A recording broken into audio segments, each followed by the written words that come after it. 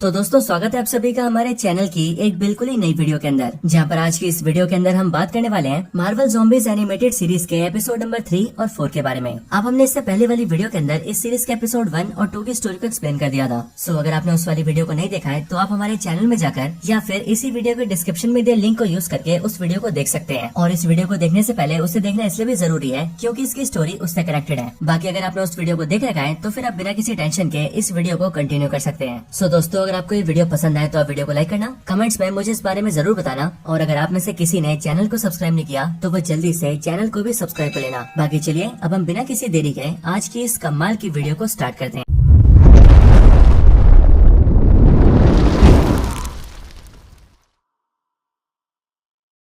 तो दोस्तों, इस सीरीज के एपिसोड नंबर 2 के एंड में हमने देखा था कि वहाँ पर कमाला खान अपने साथियों के साथ मिलकर न्यू एस्गार्ड की तरफ निकल जाती है ताकि वो वहाँ पहुंचकर थॉर की हेल्प ले सके और उसके जरिए किसी शिप का इस्तेमाल कर सके, जिसके बाद वो लोग अर्थ के बाहर जाकर नोवा कॉर्प से कॉन्टेक्ट कर सके। लेकिन दोस्तों, एपिसोड नंबर 3 की जो स्टोरी है वो स्टार्ट होती है आज से 5 साल पहले से, और वो भी बिल्कुल उस टाइम से जिस टाइम पर मार्वल व्हाट इफ के सीजन 1 का ज़ॉम्बी वाला एपिसोड खत्म हुआ था। और उस एपिसोड के एंड में हमने देखा था कि वहाँ पर ब्लैक पैंथर, स्पाइडरमैन और एंटमैन तीनों मिलकर वकांडा पहुँचने वाले होते हैं। सो अब इस एपिसोड के अंदर हम ये देखते हैं कि ये तीनों के तीनों कैरेक्टर्स अपने स्पेसशिप के साथ सीधा वकांडा में एंट्री लेते हैं। लेकिन वकांडा में एंटर होने के साथ ही ये लोग हैरान रह जाते हैं, और वो इसीलिए क्योंकि वकांडा आते ये लोग देखते हैं कि ज़ॉम्बी प्लेग वकांडा के अंदर भी फैल चुका है, और इसीलिए वकांडा के सारे लोग भी ज़ॉम्बी बन चुके हैं। लेकिन इन सारे ज़ॉम्बी से भी बड़ी मुसीबत उन सबका इंतजार कर रही होती है, जो होता है ज़ॉम्बी थैनोस। क्योंकि दोस्तों, यहाँ पर हम ये देखते हैं कि इस यूनिवर्स के अंदर भी जो थैनोस होता है वो पूरी तरह से ज़ॉम्बी बन चुका होता है, जैसा कि हमने इसे व्हाट इफ में भी देखा था। लेकिन अभी इस ज़ॉम्बी थैनोस के पास 5 इन्फिनिटी स्टोन्स होते हैं, और इसे तलाश होती है 6ठे इन्फिनिटी स्टोन की, जो कि इस टाइम पर ब्लैक पैंथर एंड उसकी टीम के पास है। क्योंकि अगर आपको याद हो तो व्हाट इफ के सीजन 1 के एपिसोड 5 के अंदर विजन इन तीनों को अपना माइंड स्टोन देकर इन्हें वकांडा भेजता है ताकि ये लोग ज़ॉम्बी प्लेग से लड़ सके। अब वकांडा में आने के बाद ही जैसे इन तीनों का सामना ज़ॉम्बी थैनोस से होता है, वैसे ही ज़ॉम्बी थैनोस इन तीनों पर अटैक कर देता है, और वो इन तीनों को बहुत ही बुरी तरह से पटक पटक के मारता है। लेकिन दोस्तों, इन सबके बीच ही वहाँ पर एंट्री होती है थॉर की, जो कि अपने स्टॉर्म ब्रेकर की मदद से वहाँ पर बायोफ्रॉस्ट को ओपन करता है एंड ग्रूट और रॉकेट रकून के साथ वहाँ पर एंट्री लेता है। अब अगले पल थॉर, रॉकेट रकून और ग्रूट तीनों मिलकर थैनोस पर अटैक करते हैं। लेकिन थैनोस अपने इन्फिनिटी स्टोन से उन पर ऐसा अटैक करता है जिस अटैक में रॉकेट रकून और ग्रूट तो खत्म हो जाते हैं। लेकिन रही बात थॉर की, तो वो भी बहुत ही बुरी तरह से इंजर्ड हो जाता है। एंड फिर इसके बाद हम ये देखते हैं कि ज़ॉम्बी थैनोस ब्लैक पैंथर के हाथों से माइंड स्टोन को भी छीन लेता है, और वो उसे फिट कर लेता है अपने इन्फिनिटी गॉन्टलेट के अंदर। अब इसके ठीक बाद ही थैनोस स्नैप करने जाता है। और दोस्तों, आपको याद होगा कि मार्वल के मेन यूनिवर्स के अंदर जब थैनोस स्नैप करता है तब उसका इरादा होता है कि वो आधे यूनिवर्स को मिटा दे। लेकिन अब क्योंकि ये वाला थैनोस ज़ॉम्बी थैनोस है, इसलिए हो सकता है कि आधे की जगह पूरे यूनिवर्स को मिटा दे। और अब इसीलिए ऐसी किसी भी तबाही को रोकने के लिए ब्लैक पैंथर उस पे जंप करता है, और वो थैनोस को लेकर वकांडा के एक टनल में कूद जाता है। बट ये वाला टनल कोई आम टनल नहीं होता, क्योंकि ये टनल भरा होता है फुल ऑफ एनर्जी से, और इसीलिए जैसे इसके अंदर ज़ॉम्बी थैनोस और ब्लैक पैंथर गिरते हैं वैसे वो दोनों तो मर जाते हैं। लेकिन उन दोनों के साथ साथ ही यहाँ पर इन्फिनिटी स्टोन्स भी डिस्ट्रॉय हो जाते हैं, जिस वजह से इन्फिनिटी स्टोन्स के अंदर की पावर्स एंड उनके अंदर की वेव्स हर तरफ फैलने लगती है, और देखते देखते वहाँ पर एक एनर्जी का बहुत ही बड़ा धमाका होता है। अब एंटमैन और स्पाइडरमैन इससे दूर भागने लगते हैं, लेकिन देखते देखते उन्हें ऐसा लगता है कि यह धमाका इतना बड़ा हो चुका है कि वो उन्हें अपनी चपेट में ले लेगा। बट दोस्तों, बिल्कुल सही टाइम पर उनके सामने एक पोर्टल खुलता है, और वो लोग सीधा टेलीपोर्ट हो जाते हैं कामरताज के अंदर, जिस वजह से वो लोग उस धमाके की चपेट में आने से बच जाते हैं। हालांकि दोस्तों, ये धमाका कितना बड़ा होगा और इसकी तबाही कितनी होगी, ये सारी चीजें आपको कहानी में आगे पता लगेंगी। लेकिन इसकी दूसरी तरफ हम ये देखते हैं कि स्पाइडरमैन और एंटमैन जो कि कामरताज के अंदर टेलीपोर्ट हो गए थे, वहाँ पर उनकी मुलाकात कामरताज के सॉर्सर से होती है, जिसके बाद उन दोनों को ये पता लगता है कि उनकी जान इन्होंने ही बचाई है। और अब इसीलिए ये सारे के सारे मिलकर इस बात को डिस्कस करने लगते हैं कि अब वो लोग आखिरकार ज़ॉम्बी स्कारलेट विच को कैसे रोक सकते हैं, क्योंकि उसका आतंक पूरी दुनिया में फैलता जा रहा है। हालांकि दोस्तों, इसके बाद ही सीन शिफ्ट होता है और हम सीधा देखते हैं कमाला खान एंड उसकी पूरी टीम को, जो कि इस टाइम पर पानी से बाहर आकर अपने पॉट से बाहर निकल जाते हैं। हमें पता लगता है कि अब वो सारे लोग न्यू एस्गार्ड से काफी करीब है, और अब इसीलिए वो लोग चलते चलते आगे बढ़ते हैं एंड पहुंच जाते हैं न्यू एस्गार्ड के दरवाजे पर। यहाँ पहुंचकर उनकी मुलाकात वैल्करी से होती है, जो कि उन सबसे उनका इंट्रोडक्शन पूछती है। इस बात को सुनकर कमाल खान उससे कहती है कि उसे थॉर से बातचीत करनी है, लेकिन वैल्करी इतनी सी बात पर उसे थॉर से मिलने नहीं देती है। बट ये सुनने के बाद ही ब्लेड सामने आता है एंड वो उससे कहता है कि मैं खौंशू हूँ, और फिर ये बोलने के बाद खौंशू उसे अपना असली रूप दिखाता है। खौंशू को देखकर वैल्करी उसे पहचान जाती है एंड फिर वो सबके सबको अंदर आने देती है। अब कमाल खान एंड उसकी पूरी टीम जैसे अंदर आते हैं, वैसे ही वो लोग देखते हैं कि वहाँ पर एक पार्टी चल रही है। सभी लोग बढ़िया खाना पीना खा रहे हैं एंड हर तरफ नाच रहे हैं। लेकिन उन सारे एस्गार्डियंस के बीच में बैठा होता है थॉर, जो कि अपनी कुर्सी पर बिल्कुल उदास बैठा होता है। अब थॉर के बारे में कमाला खान एंड उसकी टीम जैसी वैल्करी से पूछते हैं, वैसी वैल्करी उन सबको बताती है कि असल में थॉर ने अपनी लाइफ में बहुत कुछ खोया है, और वो आखिरकार में थैनोस को रोक भी नहीं पाया, और इसीलिए इतना कुछ सहने और झेलने की वजह से अब थॉर बहुत ज्यादा टूट चुका है, जिस वजह वजह से अब थॉर ना तो ढंग से किसी से बात करता है और ना ही वो हमारे साथ कोई खुशी मनाता है। अब हालांकि इसके आगे वैल्करी उन सबको इस पार्टी के बारे में बताती है, जिसके ठीक बाद ही वहाँ पर एंट्री होती है वांडा की। वांडा मैक्सिमोव को वहाँ पर देखकर कमाला खान एंड उसकी पूरी टीम डर जाते हैं और वो सबसे कहने लगते हैं कि ये वांडा असल में एक ज़ॉम्बी है। लेकिन उन सबकी बात सुनकर वांडा उन सबसे कहती है कि असल में वो एक ज़ॉम्बी थी और ये बात बिल्कुल सच है, लेकिन उसने धीरे धीरे करके अपने ज़ॉम्बी पने पर कंट्रोल किया और उसने अपनी पावर से अपने आप को हील कर लिया। बाकी इसके आगे वैल्करी सभी को ये भी बताती है कि आज की पार्टी का जो इंतजाम है वो वांडा ने किया है और यही हम सबके लिए सब खाने पीने का सामान लेकर आई है। अब दोस्तों ये सारी बातें सुनकर सभी लोग काफी खुश होते हैं, लेकिन फिर अगले पल हमें वांडा का असली रूप दिखता है एंड हम ये देखते हैं कि जो भी एस्गार्डियंस पार्टी में खाना खा रहे होते हैं उन सभी का खाना अपने असली रूप में आ जाता है और हम सबको पता लगता है कि एक्चुअली में वांडा उन सब के लिए कोई टेस्टी खाना नहीं लेकर आई थी, बल्कि वो उन सब के लिए लेकर आई थी ज़ॉम्बी के बॉडी पार्ट्स। और इन्हीं सारे ज़ॉम्बी के बॉडी पार्ट्स को उसने रियलिटी चेंज करके बदल दिया था और सारे एस्गार्डियंस को टेस्टी खाना समझकर खिला दिया था। लेकिन अब जैसे ये सारी चीजें बाहर आती है वैसे हम लोग ये देखते हैं कि अब ज़ॉम्बी के बॉडी पार्ट्स को खाने की वजह से देखते देखते सारे एस्गार्डियंस ज़ॉम्बी बन जाते हैं और अब क्योंकि रेड गार्डियन ने भी थोड़ा सा खाना खाया होता है इसलिए उसका भी एक हाथ ज़ॉम्बी वाला बन जाता है। अब फिर इसके ठीक बाद ही वांडा भी अपने असली ज़ॉम्बी रूप में आती है और उसने जितने भी ज़ॉम्बीज बनाए होते हैं उन सबको अपने कंट्रोल में करके सबसे लड़ने के लिए कहती है, जिसके बाद यहाँ पर एक बहुत ही बड़ी फाइट स्टार्ट हो जाती है। अब इन सब के बाद ही कमाला खान वैल्करी से कहती है कि उन सबको जल्दी से जल्दी यहाँ से निकलना होगा और एक स्पेसशिप का इस्तेमाल करके अर्थ के बाहर जाना होगा। ये बात सुनकर वैल्करी उन्हें बताती है कि उसके पास एक स्पेसशिप है और फिर इसलिए उसकी बात सुनते ही वो सबके सब वहाँ से भागने लगते हैं एंड सीधा पहुँच जाते हैं स्पेसशिप के पास। हालांकि पीछे से वांडा उन सब पर अपने ज़ॉम्बीज भेजती है, लेकिन कमाला खान अपनी पावर्स का इस्तेमाल करके उन सबको बीच बीच में रोकने लगती है। अब दोस्तों यहाँ पर आते ही जैसे हम स्पेसशिप को देखते हैं वैसे हमें पता लगता है कि ये वाला स्पेसशिप वही वाला है जिसमें बैठकर हल्क सकार गया था और फिर वहाँ से थॉर उसमें बैठकर वापस आया था। अब वैल्करी इसमें अपने सारे साथियों को बिठा लेती है, लेकिन यहाँ पर हम ये देखते हैं कि रेड गार्डियन भी धीरे धीरे करके पूरी तरह से ज़ॉम्बी बनने लगता है, जिस वजह से कमाला खान और उसकी टीम को उसे वहीं पर छोड़ना पड़ता है और फिर वो सब लोग मिलकर अपने स्पेसशिप से उड़ जाते हैं। लेकिन थोड़ा दूर उड़ने के बाद ही वो लोग ये देखते हैं कि किसी ने उनके स्पेसशिप को कंट्रोल कर लिया है और कंट्रोल करने वाली और कोई नहीं बल्कि वांडा ही होती है, जो कि अपनी पावर्स का इस्तेमाल करके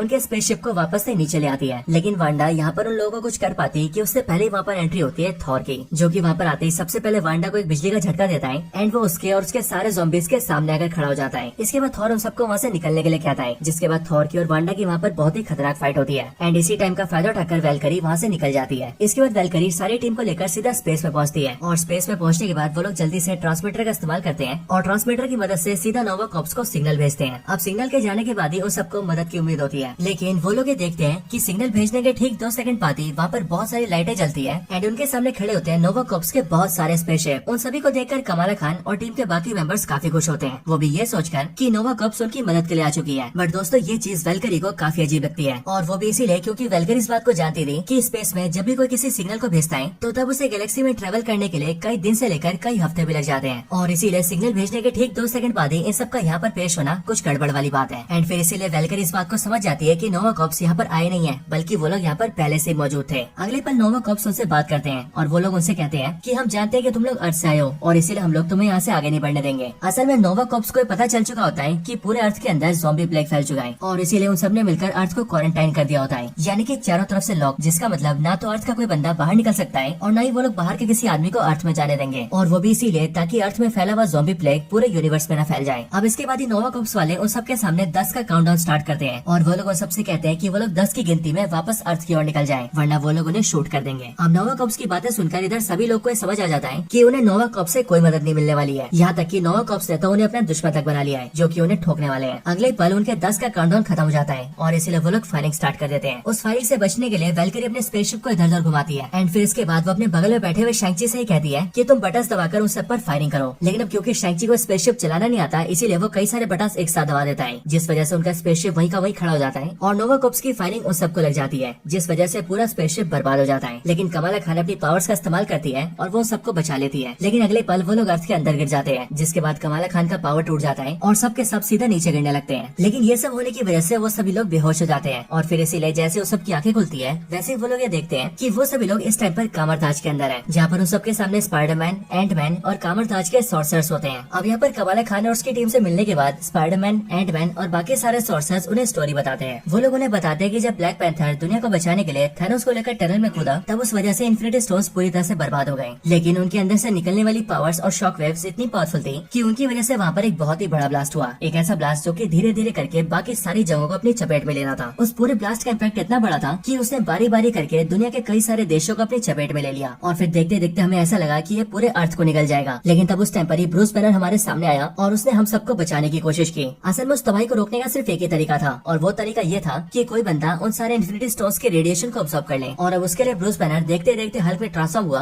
और उसने स्टोन्स के सारे रेडिएशन और शॉक वेव को ऑब्जर्व कर लिया, जिसके बाद वो खुद बन गया इन्फिनिटी हल्क। लेकिन उसके बाद उसने हमारी पूरी दुनिया को बचा लिया। लेकिन अब जो ज़ॉम्बी स्कारलेट विच है वो उसी हल्क के पीछे पड़ी है और वो उसके अंदर से इन्फिनिटी स्टोन्स की पावर हासिल करना चाहती है, क्योंकि उसके बाद उसे कोई नहीं रोक पाएगा। हालांकि ज़ॉम्बी स्कारलेट विच अब तक अपनी आर्मी को बड़ी कर रही थी, लेकिन अब जाकर उसकी आर्मी में इतने सारे ज़ॉम्बीज आ चुके हैं कि अब वो जाकर इन्फिनिटी हल्क से फाइट कर सकती है। और अब इसीलिए हमें जाकर उसे रोकना होगा एंड हमें हिफाजत करनी होगी इन्फिनिटी हल्क की। अब दोस्तों इसी टाइम हम दूसरी तरफ भी देखते हैं कि ज़ॉम्बी स्कारलेट विच अपनी पूरी आर्मी के साथ मिलकर सीधा इन्फिनिटी हल्क पर अटैक कर देती है और वो उससे फाइट करके उसे इन्फिनिटी स्टोन्स की पावर हासिल करने की कोशिश करती है। लेकिन इतने में वहाँ पर कमाला खान की पूरी टीम, स्पाइडरमैन की टीम और इवन कामरताज के सारे सोर्सर्स भी वहाँ पर पहुँच जाते हैं और वहाँ पर आते ही रोक देते हैं स्कारलेट विच एंड उसकी आर्मी को। हालांकि दोस्तों यहाँ पर हम ये भी देखते हैं कि इन्फिनिटी हल्क खुद में इतना ज्यादा पावरफुल होता है कि वो बड़े आराम से स्कारलेट विच की पूरी आर्मी को एक ही बार में संभाल रहा होता है। हालांकि अगले पल ज़ॉम्बी स्कारलेट विच वहाँ पर समन करती है थॉर को एंड फिर थॉर के वहाँ पर आते हम ये देखते हैं कि अब थॉर भी न सिर्फ ज़ॉम्बी बन चुका है बल्कि इसके साथ ही स्कारलेट विच ने उसे अपने कंट्रोल में भी कर लिया है। और अब इसीलिए स्कारलेट विच के इशारे पर ज़ॉम्बी थॉर सीधा हल्क से फाइट करता है, जिसके बाद हम ये देखते हैं कि उनकी फाइट बहुत ही ज्यादा इंटेंस होती है। लेकिन अब क्योंकि इन्फिनिटी हल्क काफी ज्यादा पावरफुल होता है इसीलिए वो ज़ॉम्बी थॉर को न सिर्फ हराता है बल्कि वो उसका चूरा चूरा कर देता है। लेकिन दोस्तों इन सब के बाद स्कारलेट विच सही मौका पाकर सीधा हल्क के पास जाती है और वो उसे टच करके उसके अंदर से इन्फिनिटी स्टोन्स की सारी पावर्स को ऑब्जर्व कर लेती है। ये देखकर कमाला खान उस पर अटैक करती है एंड उसे रोकने की कोशिश करती है, लेकिन कमाला खान के सारे अटैक्स उस पर बेकार होते हैं। और फिर इसीलिए इसके बाद हम ये देखते हैं कि स्कारलेट विच कमाला खान को भी मैनिपुलेट करती है और वो उसे भी अपने साथ मिला लेती है। एंड फिर इसके बाद ही हम ये देखते हैं कि जब सारी पावर्स स्कारलेट विच के अंदर आ जाती है तभी वहाँ पर एक बहुत ही बड़ा ब्लास्ट होता है और ब्लास्ट के बाद हर तरफ अंधेरा छा जाता है। लेकिन अंधेरे के हटने के बाद ही हम ये देखते हैं कि कमाला खान बिल्कुल सही सलामत होती है और वो इस टाइम पर अपने दोनों दोस्तों के साथ होती है, यानी कि रेरी विलियम्स और केट बिशप। इवन उसकी दुनिया भी पूरी तरह से सही हो चुकी होती है और अब इसीलिए ये सब देखकर कमाला खान बहुत ज्यादा खुश होती है। लेकिन यहीं पर ही कमाला खान को थोड़े बहुत ग्लिचेस आते हैं और वो ये देखती है कि ये दुनिया असली नहीं है बल्कि ये दुनिया असल में बिल्कुल वैसी है जैसी पहले हुआ करती थी, यानी कि ज़ॉम्बीज से भरी हुई। और इसीलिए दोस्तों इस दुनिया को देखकर हमें पता लग जाता है कि स्कारलेट विच न सिर्फ अपने प्लान में कामयाब हो चुकी है बल्कि इसके साथ ही उसने दुनिया की रियलिटी भी चेंज कर दिया है और इसी दुनिया के अंदर उसने कमाला खान को भी मैनिपुलेट कर दिया है। लेकिन यहाँ पर ही कमाला खान को इस बात का एहसास हो जाता है कि वो जिस दुनिया में रह रही है वो असल में एक झूठी दुनिया है। लेकिन दोस्तों कमाला खान के ऐसा फील करने के साथ ही ये एपिसोड और मार्वल ज़ॉम्बीज की पूरी सीरीज यहीं पर खत्म हो जाती है। बाकी हो सकता है कि दोस्तों इसके आगे की जो स्टोरी है वो हम सभी को आगे चलकर एमसीयू में दिखाई जाए।